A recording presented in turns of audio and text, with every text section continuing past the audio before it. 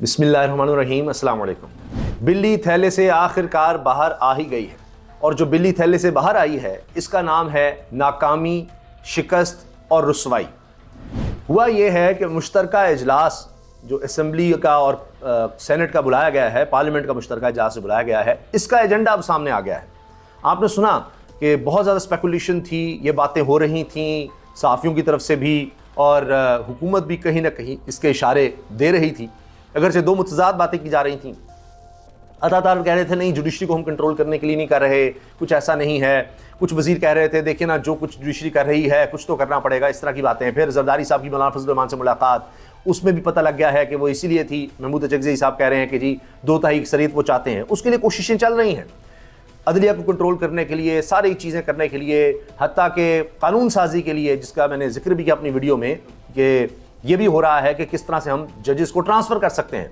ये इख्तियार भी हुकूमत के पास आ जाए कि जब चाहें जिस जज को ट्रांसफ़र कर दें। वो ख्वाहिशें चल रही हैं, लेकिन ये अभी ख्वाहिशें हैं, क्योंकि अभी जो एजेंडा मुश्तरका आया है उसमें तो सिर्फ नाकामी, रुसवाई है और हुकूमत भाग गई है, जूतियाँ छोड़कर भाग गई है।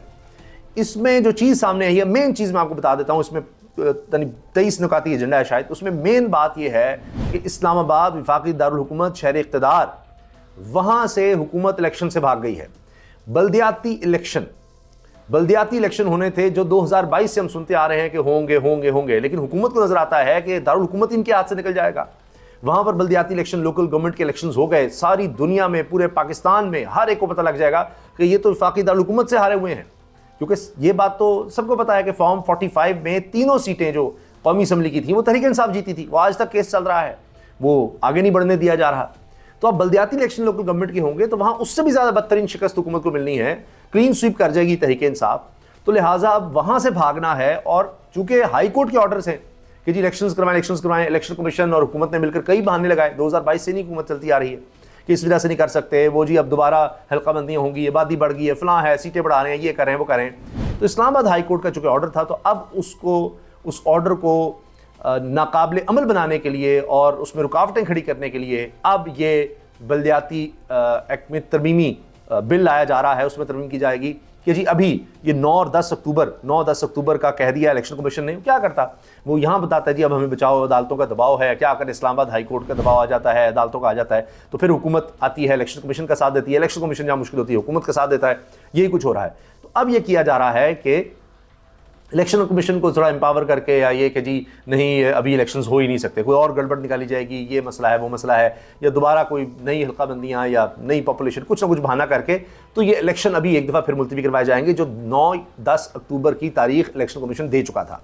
अब ये असल बात है कि यहाँ इलेक्शन करवाए तो और ज़्यादा बदनामी, और ज़्यादा मुश्किल होगी। एक पैगाम जाएगा कि जी देखें ये तो सारे इलेक्शन क्लीन स्वीप तरीके इंसाफ कर गए, क्या इम्पैक्ट जाएगा।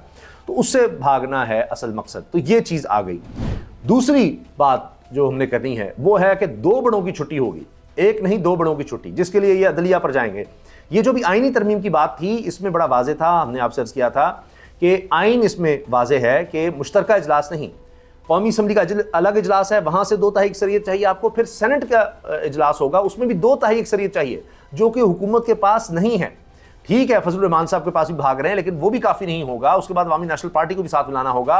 फिर कौमी असम्बली में मौलाना साहब साथ आ भी जाएं फिर भी नहीं होगा। फिर ये दूर की कौड़ी ये थी जिसका हमने पिछली वीडियोस में जिक्र किया है कि जो अभी तक आज़ाद अरकान इलेक्शन कमीशन जिनको कही जा रहा है, अभी तफसीली फैसला आएगा तो इनकी तफसील के साथ बड़ी तसल्ली हो जाएगी।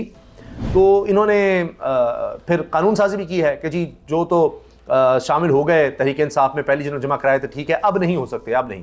लेकिन सुप्रीम कोर्ट के अहकामात हैं, फैसला है, अभी तफसील आएगा तो और बात है कि जब एक फ़र्द खुद कह रहा है कि मैं तहरीक इंसाफ का हूँ, अब उसने इलेक्शन कमीशन को भी लिख कर दे दिया है दोबारा, क्योंकि वो तो ज़बरदस्ती आज़ाद करवाए गए थे। तो कुछ को तो उन्होंने मान लिया, मेरे ख्याल 39 की तादाद में इन्होंने मान लिया है, और 40 या 41 रह गए, उनको भी कहा है कि नहीं ये आप तो नहीं है, क्योंकि आपने उस वक्त इलेक्शन लड़ने के वक्त जमा नहीं करवाया था बयान अल्फी कि मैं तहरीक इंसाफ का हूँ। तो उस वक्त ये एक्सेप्ट ही नहीं कर रहे थे, कुछ ने उसके बावजूद जमा करवाए थे। कुछ लोगों ने फिर आज़ाद का डिक्लेयर कर दिया कि इस तरह लड़ने, क्योंकि बल्ले का निशान तो छीन लिया था और कहा था जी वो तो पार्टी नहीं है। वो भी सुप्रीम कोर्ट में कहा नहीं हमने पार्टी थोड़ी ख़त्म की थी, हमने सिर्फ बल्ले का निशान छीना था। काजी फैसा खुद कह रहे हैं। तो उन्होंने पार्टी ही कोई नहीं माना, उन्होंने कहा जी बल्ले का निशान तो है नहीं, लिहाजा पार्टी नहीं है, उसके नाम पर आप इलेक्शन ही नहीं लड़ सकते। सिंबल फिर वो जो कुछ हुआ आपके सामने है। तो एक वारदात ये डालने की कोशिश हो सकती है कि वो अभी भी आज़ाद हैं, उनको तोड़कर कहीं और ले जाकर उनको कहा जाए जोर ज़बरदस्ती पैसा लगाकर, वो भी बड़ी कोशिशें हो चुकी हैं कि उनके वोट डलवाकर हम 2 तारीख अक्सरियत ले लेंगे और फिर हम काजी फैसल साहब को एक्सटेंशन दें। या तो पहला प्लान ये है, नहीं तो दूसरा प्लान ये है कि मंसूर अली शाह का रास्ता रोकें और हम मुनीब अख्तर साहब को भी नहीं, फिर तीसरे चौथे नंबर पर जाकर 5वें नंबर पर जाकर किसी तरह जस्टिस अमीनुद्दीन खान साहब उनको लगा दें। वो जज साहब जिन्होंने भी पहले ही मखसूस नशिस्तों पर इख्तलाफी फ़ैसला पहले जारी कर दिया, ये भी पहली दफ़ा हुआ है, और जिन्होंने भी एक और फैसले में नून लीग को वो रिकाउंटिंग में सीटें भी दिलवाई हैं, तो उनके ऊपर किसी तरह से हम कर दें। वो भी कोशिश अलग हो रही है, लेकिन वहाँ भी इसी तरह की नाकामी होगी। ये जो अभी मैंने आपसे अर्ज़ किया ना कि ख्वाहिशें बड़ी थी, लेकिन ये अब बिल्ली थैले से बाहर आ गई है, तो यहाँ ये जूते छोड़ कर भागे हैं इलेक्शन से ही, बल्दियाती इलेक्शन से। तो वहाँ भी यही नजर आएगा, क्योंकि ये बहुत डिफरेंट बट्स हैं, ये हो जाए वो हो जाए। अभी तो मौलाना साहब ही नहीं माने, अभी तो सिर्फ मौलाना साहब नहीं माने, बाकी तो बात ही छोड़ दें। अच्छा, अब जनाब जो बात मैंने अर्ज़ करनी है कि 2 बड़ों की छुट्टी, वो इस तरह से कि हुकूमत खुद कह रही है कि अगर मंसूर अली शाह साहब चीफ जस्टिस बन गए तो फिर अक्टूबर में तो जनाब ये सारे हल्के खुल जाएंगे और हमारी छुट्टी हो जाएगी, अक्टूबर में जनाब हुकूमत की छुट्टी हो जाएगी। ख्वाजा आसिफ, वो कोई शर्म होती है, कोई हया होती है, जो खुद अब पता चल रहा है कि जी उस्मान डार से भी हारे, उनकी वालदा से भी हारे, फिर आकर पता नहीं क्यों लेक्चर देते हैं जमहूरियत का, और आप कह रहे हैं कि जी वो नाकामी देखकर तहरीक इंसाफ ने जलसा मुल्तवी किया था, नाकामी देखकर। अता तारड़ कह रहे हैं हमने दरखास्त की, अता तारड़ वज़ीर इत्तलात कह रहे हैं कि हमने दरखास्त की किलीबिन गंडापुर से कहा, उनसे दरखास्त की कि इमरान खान को मनाए, जलसा मुल्तवी करें, और फिर उन लोगों को भेजा। जबकि किलीबिन गंडापुर के ज़राए कहते हैं कि उन्होंने तो उस ऑडियो वीडियो को देखने से इनकार किया जहाँ कि जी कहा जा रहा था कि जी जलसा मुल्तवी करें। तो वो अता तारड़ को झूठा कह रहे हैं। अता तारड़ का बयान ख्वाजा आसिफ को झूठा करार दे रहा है कि जिन्होंने मुल्तवी किया इस वजह से किया। वज़ीर इत्तलात हुकूमत कह रही है कि जी हमने रिक्वेस्ट की। तो ये सारे आप देखें ना किस तरह से अब ये खसियानी बिल्ली खंबा नोचे, इनको समझ नहीं आ रही, तो इस तरह के बयान आ रहे हैं। अच्छा, अब ख्वाजा आसिफ साहब चुके कह चुके जी अक्टूबर में हमारी छुट्टी हो जाएगी, तो इसलिए मंसूर अली शाह का रास्ता रोकना है। उनसे मुसलसल कोशिशें हो रही हैं डील करने की कि जी आप हमें चलने देंगे, हमें नहीं रोकेंगे, फॉर्म 45 की बात नहीं करेंगे, ट्रिब्यूनल्स आज़ाद नहीं लाएंगे। तो अगर तो डील हो गई तो फिर ये भी जो अभी तक कोशिशें हो रही हैं, जरदारी साहब भाग रहे हैं, आखिरी हद तक जाएंगे, तो फिर फौरी वो तौर पर वो उनको नोटिफिकेशन कर देंगे जी हाँ जी आगे चीफ जस्टिस जो है मंसूर अली शाह हैं। वरना ये कोशिशें जारी रहेंगी, और उसमें अभी तक तो यही लगता है कि उसमें भी ये नाकाम कोशिशें करेंगे, क्योंकि मंसूर अली शाह साहब बहुत समझदार आदमी हैं, तो बड़ी तरीके से वो आगे बढ़ेंगे। अब 2 बड़ों की छुट्टी किस तरह, एक तो हुकूमत तो खुद कह रही है शहबाज शरीफ की छुट्टी हो जाएगी अक्टूबर में अगर मंसूर अली शाह साहब आ जाते हैं, अभी तक तो यही नज़र आ रहा है कि वही आ रहे हैं, और काजी फैसल साहब जा रहे हैं और वक्त से पहले भी जा सकते हैं। उसकी वजह यह है कि एक तो ये खबर भी आई है कि अभी एक और नज़रसानी, यानी चौथी नज़रसानी आ सकती है साहबजादा हामिद रज़ा की तरफ से कि जी तफसीली फैसला सही तरह जारी करें। अभी हमारी तसल्ली नहीं, मुबारक सानी केस की बात कर रहा हूँ, मुबारक सानी केस की, जिसमें खुद जजेस ने काजी फैसल साहब, अमीनुद्दीन खान, नईम अख्तर अफगान, इन्होंने माना कि हमने गलत फैसला दिया, गैर आइनी, गैर शरई, गैर इस्लामी फैसला था, और उसमें से हम चीज़ें निकाल रहे हैं, इन्होंने खुद कहा।